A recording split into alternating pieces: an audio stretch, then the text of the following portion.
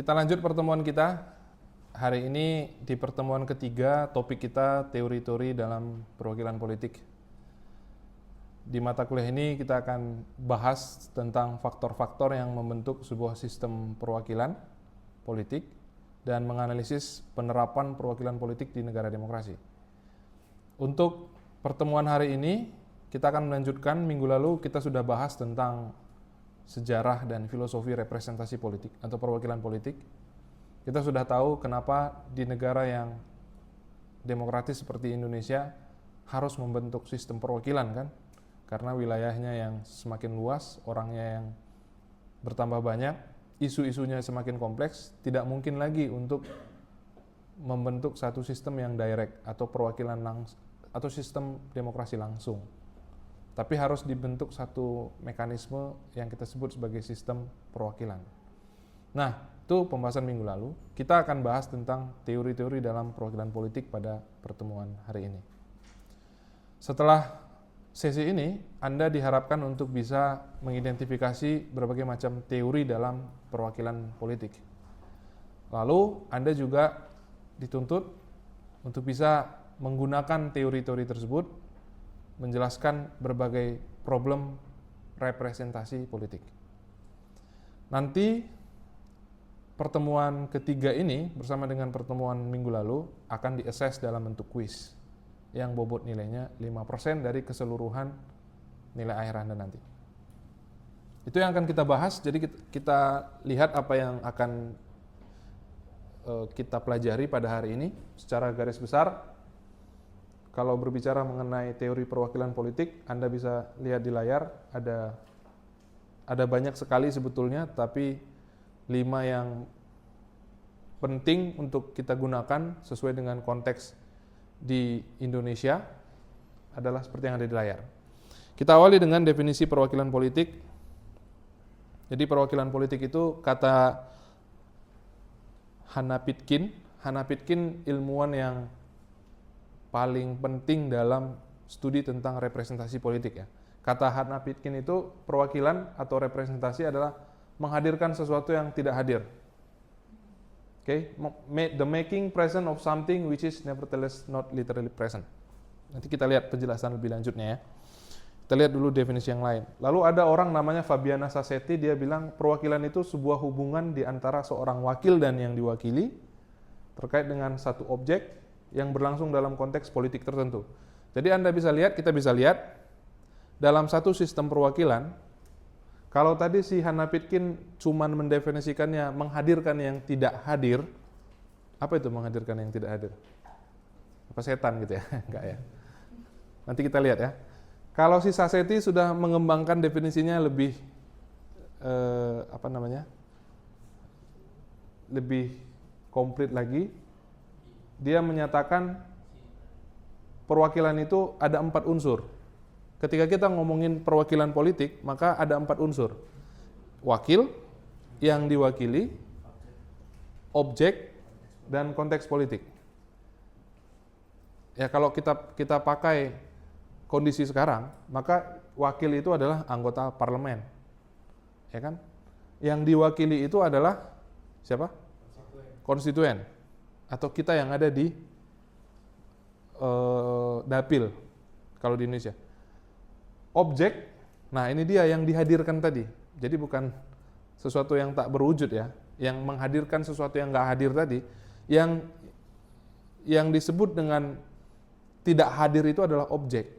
Jadi si wakil menghadirkan sesuatu yang nggak hadir di ruang parlemen. Apa itu? Aspirasi kita, kepentingan kita, pandangan kita. Itulah objek, itulah yang dihadirkan oleh si wakil di gedung parlemen.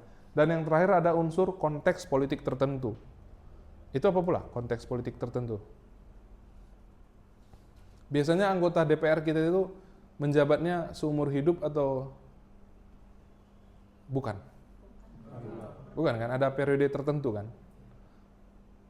Misalnya anggota DPRD sekarang periodenya itu 2024 sampai 2029. Itu konteks tertentunya. Jadi dia tidak selamanya akan mewakili kita. Jadi ada konteks politik tertentu. Jadi kalau ada anggota DPR atau DPRD yang sekarang nanti tahun 2039 misalnya masih ngaku-ngaku mewakili kita, itu nggak sah lagi karena konteksnya udah berbeda. Itu yang disebut oleh Sassetti. Kemudian tadi ketika kita bicara soal wakil, si Enrique Peruzotti dia bilang wakil seseorang yang punya otoritas untuk bertindak dengan kebebasan yang relatif dari para pemilihnya. Nanti definisi lengkapnya kita lihat di penjelasan berikutnya ya. Nah, definisi-definisi yang tadi semua itu memberikan wewenang bagi wakil untuk membawa aspirasi dari yang diwakilinya, yang tidak hadir secara fisik dalam pengambilan keputusan, tapi terpengaruh oleh keputusan yang diambil. Jadi, Pitkin ketika dia mendefinisikan perwakilan politik sebagai menghadirkan yang tidak hadir, itu artinya sebetulnya fisik kita memang nggak hadir di lembaga legislatif. Lembaga legislatif itu kan tempat membuat peraturan kan, tempat menghasilkan undang-undang. Dan yang undang-undang itu adalah akan kena ke kita, karena undang-undang berlaku untuk seluruh warga. Ya, nah di negara demokrasi kan ketika kita bikin peraturan, kita harus terlibat dalam membuat peraturan itu. Bedanya negara demokrasi dengan yang tidak demokrasi, negara yang tidak demokrasi bikin peraturannya itu nggak dilibatkan yang akan terkena oleh peraturan itu, gitu. Problemnya tidak mungkin melibatkan semua orang. Mau kapan selesainya kalau ditanya satu persatu kan? Orang Aceh pendapatnya gimana tentang undang-undang A? Orang Sumut gimana? Nah, maka dibentuk satu sistem, diciptakan para wakil.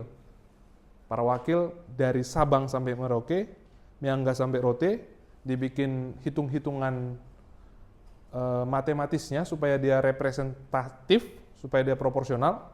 Nanti ada hitungannya kita akan bahas di pertemuan sebelumnya ya, di pertemuan berikutnya.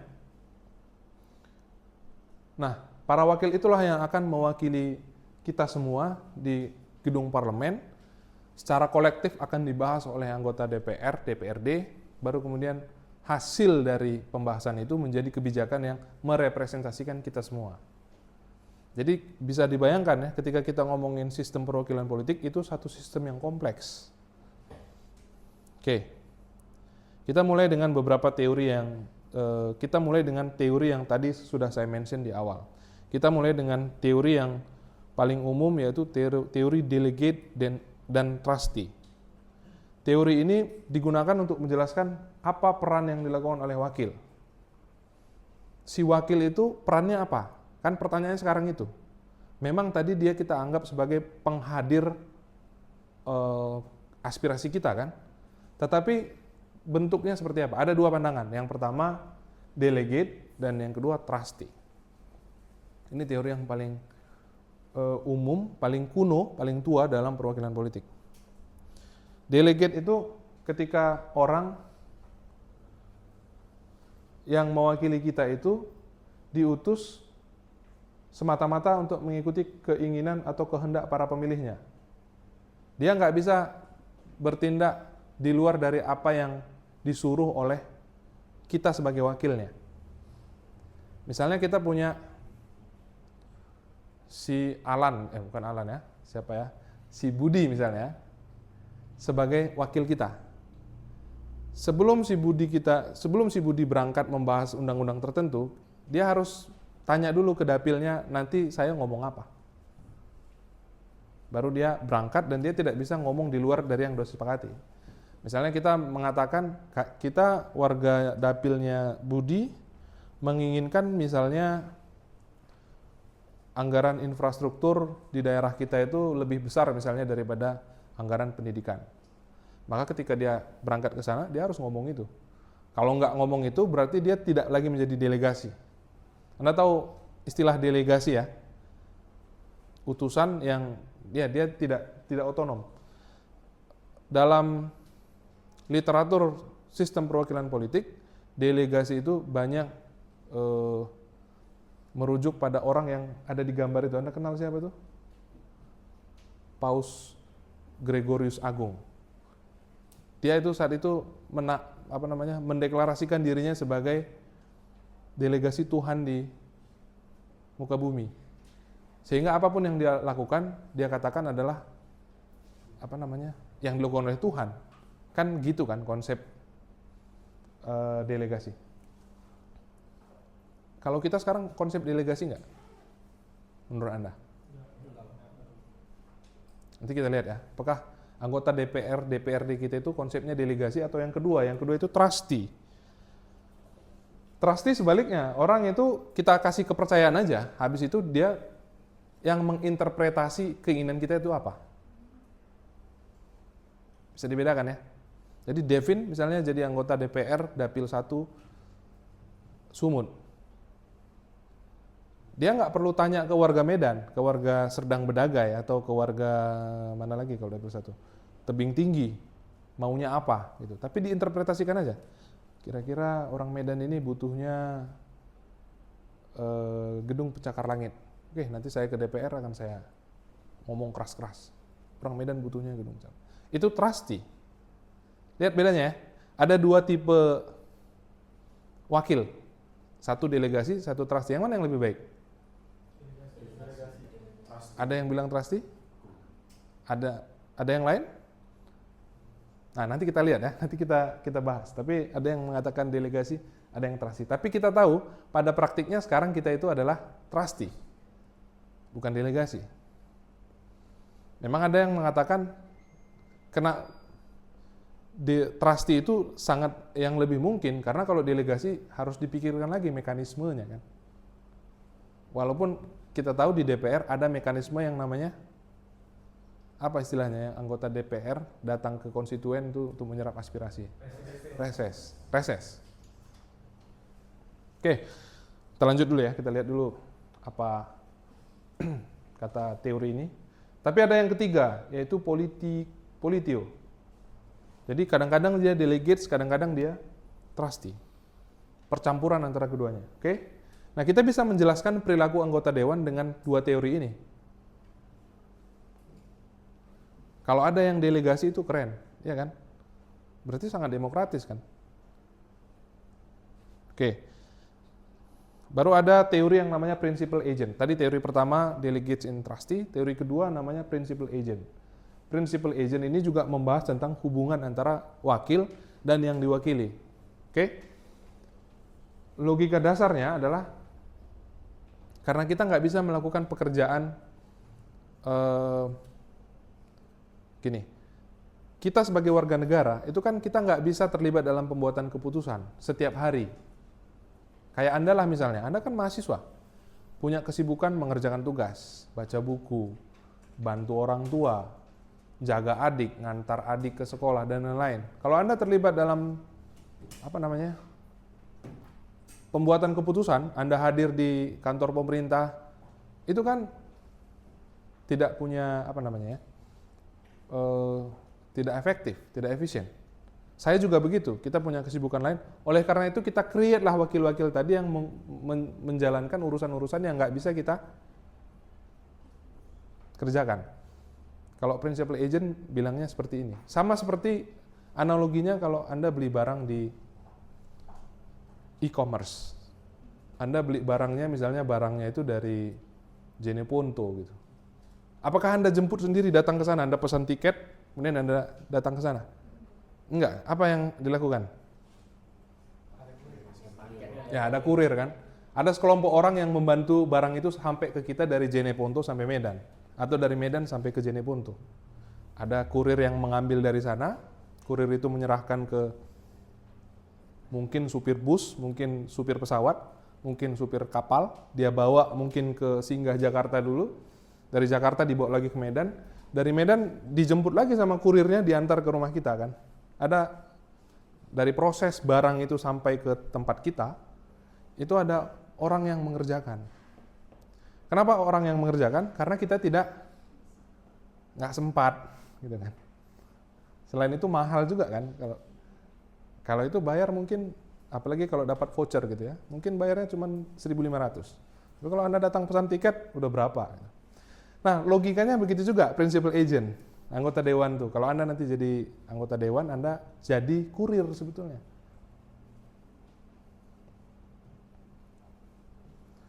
Yang lebih penting mana, principal atau agent? Prinsipal kan? Yang lebih atas itu adalah prinsipal. Namanya juga agen. Anda tahu agen 007? James Bond atau agen apa? Ethan Hunt itu apa? Agen MI6. Dia itu dapat misi itu dari mana? Apa dia create misi sendiri? Hari ini saya mau memberantas teroris di sini gitu. Hari ini ada broker senjata lagi transaksi di sini. Enggak kan? Tapi dikasih misi dari headquarternya.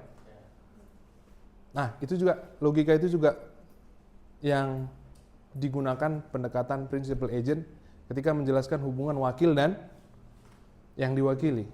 Makanya lebih hebat kita sebetulnya daripada anggota dewan. Kita harusnya bisa milih, kami ingin UKT dihapuskan, gitu. Itu bisa harusnya. Sama seperti headquarter itu memerintahkan agennya untuk menyelesaikan satu misi kan. Nah, itu logika yang dianggap oleh teori principal agent ini harusnya terbentuk dalam hubungan antara wakil dan yang diwakili. Nah, tugas agen apa? Tugas agen atau tugas wakil adalah yang tadi disebut oleh Pitkin di awal, menghadirkan yang nggak hadir. Bukan kita secara fisik ya. Ini saya bawa nih kamu ke gedung dewan. Enggak. Tapi sesuatu di luar diri kita. Atau sesuatu ide kita, aspirasi kita, keinginan kita. Gitu. Kita lihat, udah nampak bedanya ya. Kita bergerak dari yang delegate trustee, kemudian kita sudah punya yang kedua, principal agent. Nah, baru yang ketiga, teori signaling game. Signaling game, apa artinya signaling game? Bermain sinyal ya, kita kasih sinyal, dia nangkap sinyal, dia kerjakan, gitu kan? Kalau tadi, dua teori yang awal tadi menjelaskan bagaimana hubungan antara si wakil dan yang diwakili, kalau teori signaling game ini, ya sama ya, menjelaskan tentang hubungan antara parpol dan pemilih, atau wakil dan pemilih. Jadi, kan mekanismenya kan begitu susah kan, bagaimana cara menangkap, kalau Anda bayangkan Anda sebagai jadi anggota DPR ya, bagaimana cara Anda menangkap apa yang diinginkan oleh dapil Anda? Sementara dapil Anda itu jumlahnya bisa, katakan warga Medan, berapa juta warga Medan? Berapa juta? 2 juta. Kayak mana Anda mau bisa mengetahui 2 juta orang ini pengen apa? Pengen infrastruktur kah? Pengen pendidikan kah? Pengen unggas kah? Atau pengen apa gitu? Gimana caranya? Musyawarah. Musyawarah dari kelompok kecil dulu gitu ya. Nah, mekanisme sekarang kan kayak gitu. Musyawarah dulu di level paling rendah, apa? Musrembangdes atau musrembangkel kalau ada. Atau paling rendah misalnya kan dari keluarga dulu ya. Harusnya Bapak di meja makan itu diskusi dulu, kita ingin apa nih untuk kampung kita. Kita ingin pupuk murah. Oke, si Bapak kemudian bawa ke acara mungkin di RT RW atau balai desa apa gitu ya. Kita ingin pupuk murah. Oh, saya juga. Keluarga saya juga. Saya nggak mau, saya mau paket data murah gitu. Nah, itu dibahas semua, dapatlah satu misalnya pupuk murah. Itu dibawa lagi ke tempat yang lebih tinggi kan gitu kan. Kecamatan dibawa lagi ke tempat tinggi gitu. Itu mekanisme yang selama ini disetting. Tapi itu apa kelemahannya itu? Lama. Terus apa lagi? Terlalu banyak aspirasi yang tergusur. Terlalu banyak aspirasi yang kemudian tergusur. Tirani mayoritas kemudian gitu ya. Apalagi? Apalagi kelemahannya? Ya, banyak kelemahan lah ya, selain daripada misalnya itu agak rumit prosesnya, kemudian mungkin banyak kepentingan yang kecil-kecil yang akan hilang gitu, dikalahkan sama kepentingan yang kolektif mungkin. Selain itu juga mungkin belum tentu juga prosesnya demokratis gitu kan. Kadang-kadang yang diajak orang-orang tertentu gitu, yang kritis-kritis nggak diajak gitu kan. Nah, upaya untuk menjelaskan gimana cara si wakil menangkap apa yang diinginkan oleh yang diwakili, itulah yang dijelaskan oleh teori signaling game. Jadi yang diwakili ini ngasih sinyal, tetap kami maunya ini, baru harus ditangkap oleh si wakil kan. Oke, konstituen saya pengen itu. Nah, sekelompok blok pemilih kasih sinyal ke parpol dengan mengartikulasikan kepentingan atau nilai kolektifnya, bisa melalui demonstrasi, petisi, surat membaca, media, internet. Jadi nggak harus ikut proses yang tadi dari bawah. Anda bisa melalui berbagai bentuk partisipasi politik yang lain. Misalnya Anda bikin petisi, atau Anda bikin diskusi, kemudian Anda viralkan. Nah itu ketika Anda melakukan kegiatan itu, kan ada tujuannya kan. Anda bikin diskusi, Anda misalnya bikin beberapa waktu lalu ada yang bikin diskusi tentang UKT mahal gitu. Ketika mahasiswa membuat diskusi tentang itu, harapan mahasiswa itu kan sebetulnya supaya UKT itu nanti dibuat lebih murah. Ya kan? Adik-adiknya nanti supaya tidak semahal mereka mungkin. Nah, itu tuh sinyal sebetulnya untuk si wakil rakyat. Itu yang disebut dengan signaling game. Kita itu men-shortcut proses yang tadi dari bawah, dari level meja makan itu, kita shortcut langsung sampai ke ke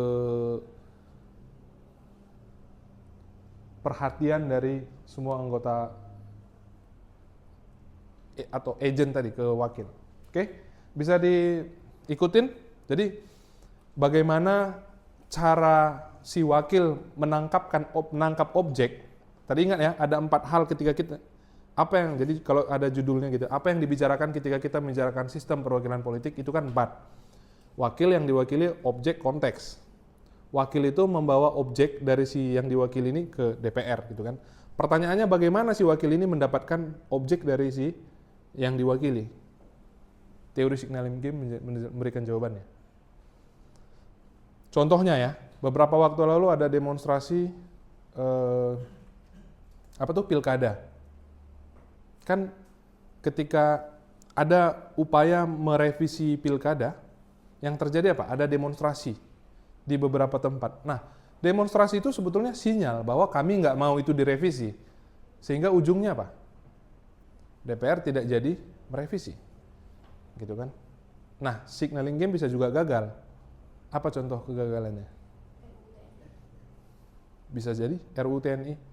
Ketika sinyal yang dikirimkan sebetulnya jangan direvisi, ternyata direvisi.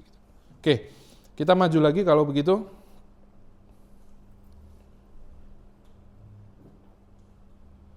Nah, ada orang namanya Hannah Pitkin, yang tadi sudah saya mention di awal. Dia sebutkan ada 4 jenis perwakilan. Bentuk perwakilan ada 4 jenis. Ya. Yang pertama perwakilan formal. Perwakilan formal ini ya seperti misalnya anggota DPR dari Dapil Sumut 1, dia mewakili secara formal, dia mewakili Medan, Serdang Bedagai, Tebing Tinggi gitu. Nah, yang kedua ada perwakilan simbolik, orang yang mewakili gagasan, nilai, keyakinan tertentu, berbicara atas nama yang diwakili. Jadi yang diwakili dia adalah gagasan atau nilai. Kadang-kadang misalnya mengatakan anggota dewan yang ngomong, saya menolak undang-undang ini karena agama melarangnya. Nah, itu nilai itu. Atau kita harus memperjuangkan undang-undang ini karena nilai-nilai kemanusiaan itu sesuai dengan undang-undang ini gitu. Jadi dia sifatnya simbolik. Baru ada perwakilan deskriptif. Deskriptif itu dia persis sama dengan orang yang diwakilinya. Kalau dia perempuan, dia mewakili perempuan. Kalau dia orang Batak, dia mewakili orang Batak. Jadi yang diwakilinya adalah yang persis sama seperti dia. Jadi kalau misalnya Devin jadi anggota DPR, atau DPR, kalau dia tipe deskriptif, dia akan mewakili orang yang sama seperti dia. Dia tidak mungkin misalnya mewakili orang Jawa. Kamu bukan orang Jawa kan? Atau dia tidak mewakili orang Buddha misalnya, karena dia tidak Buddha. Nah, dia yang mewakili yang sama dengan deskripsi dirinya. Baru yang terakhir perwakilan substantif. Ini mirip dengan yang simbolik. Dia ingin mewakili tindakan konkretnya itu ingin mewakili untuk daerahnya. Nanti kita lihat contohnya. Baru yang terakhir, teori politics of presence. Ini kata Ann Phillips, konteksnya dia sebetulnya bicara soal perempuan sebetulnya. Dia mengatakan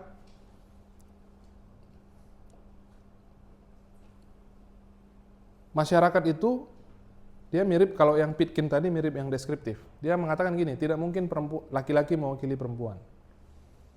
Tidak mungkin orang Batak bisa mewakili orang Jawa. Gitu. Tidak mungkin orang pecinta bunglon mewakili orang pecinta kucing gitu misalnya. Harus sama, kata Ann Phillips. Yang perwakilan simbolik sama deskriptif tadi, Abang bilang kan yang simbolik itu mewakili gagasannya kayak nilai, misalnya dia itu membawa nilai-nilai keislaman. Tapi di deskriptif itu adalah perwakilan yang dari identitasnya. Jadi kalau misalnya dia ini bawa nilai Islam, berarti dia bisa masuk ke dua-dua, bisa masuk di perwakilan deskriptif, bisa masuk di perwakilan simbolik. Dan ini Bang, tadi kan Abang bilang di perwakilan formal itu anggota-anggota DPR misalnya. Tapi di perwakilan simbolik itu anggota DPR itu bisa menempatkan mereka sebagai perwakilan simbolik. Jadi bisa menggunakan dua teori secara linear gitu Bang, di satu kegiatan. Bukan neither or ya, bukan salah satu. Jadi ketika Anda nanti jadi anggota dewan, Anda bisa mempraktikkan sekaligus. Kadang-kadang Anda jadi deskriptif, kadang-kadang Anda jadi simbolik, kadang-kadang substantif, kadang-kadang formal. Jadi kalau misalnya yang simbolik, orangnya itu identitasnya mungkin aja beda, tapi mungkin ide dia sama. Misalnya gini, misalnya orang Sumatera sama orang Papua misalnya, sama-sama nggak mau misalnya ibu kota negara, bisa kan? Idenya itu misalnya mereka sama-sama punya gagasan bahwa ibu kota negara itu akan menghamburkan banyak uang, yang uangnya itu mungkin bisa dipakai untuk sektor lain. Kita lihat, kita coba diskusi. Kita lihat ada pertanyaan ini. Ini laporan Tempo tahun 2024. Dia bikin cari tahu berapa rata anggota DPR, dan temuannya adalah mayoritas pebisnis. 262 dari 575 anggota DPR terpilih itu pebisnis. Kira-kira bagaimana menjelaskannya dengan teori perwakilannya? Dengan bilang mengenai dari teori deskriptif ya, bisa saja dari anggota dewan yang latar belakang dari pebisnis ini juga memiliki latar belakang seperti suku atau ras itu mewakili dari daerah pemilihannya. Misal tadi kita bahas suku Batak gitu ya, dari Sumut gitu. Nah, mungkin dia secara pekerjaan awalnya sebelum menjadi anggota dewan ataupun saat menjadi anggota dewan itu adalah pebisnis, pengusaha, tetapi karena dia memiliki suku dengan marga yang sama, terlebih juga kalau misalnya kita menyangkut ke mata kuliah lain yang perilaku politik, dia menggunakan perilaku politik sosiologis, mengakar terhadap sukunya, marganya, walaupun dia pebisnis, tidak memiliki latar politik yang kuat, tapi dia bakal tetap terpilih karena itu tadi dia membawa identitasnya suku, agama atau ras yang kita lihat. Oke, jadi kalau ditambah daftarnya bisa lebih banyak lagi, Anda bisa cek satu persatu perilaku anggota DPR atau kegiatan dia, dan semua kita bisa jelaskan dengan berapa teori tadi? 5 ya. Ya mungkin 5 atau 4 atau 6. Begitulah cara kita menggunakan teori untuk menjelaskan praktik-praktik perwakilan politik. Terima kasih. Sampai ketemu di pertemuan ke-4 minggu depan.